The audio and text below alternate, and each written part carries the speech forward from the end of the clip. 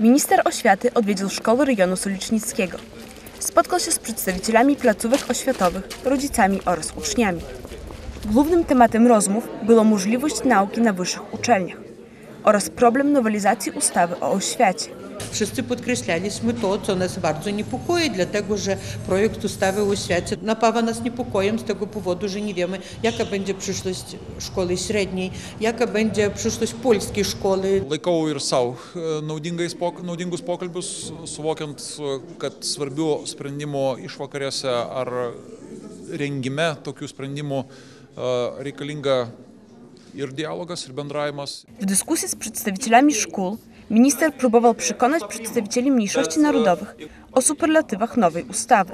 Daugelis tautinių mažumų mokyklas baigiančių ruošiasi tolesniam studijom.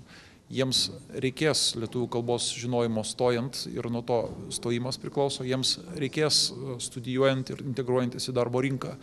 Ir todėl suvokiant, kad šalia savo gimtosios kalbos, valstybinės kalbos geras mokėjimas yra jų sėkmės vienas iš pagrindų, tai taip žiūrint, aš matau čia ne kažkokius dirbtinius sprendimus, o kaip tik patiems jauniems žmonėms perspektyvą stiprinančius žingsnius.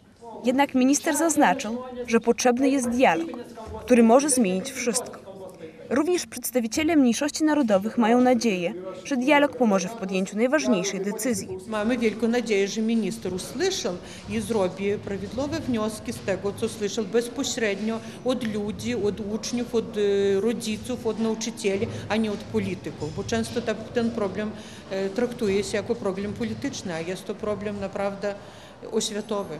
Jest, jak to mówi się, ludzie, którzy chcą troszkę zrobić, nie troszkę nawet, mocno zrobić gorzej, żeby ta ustawa wyglądała, ale to też jest polityczna gra i ja myślę, że jedne chcą być dobre, drugie złe, to ja myślę, kiedy jest premier, jest koalicja rządząca.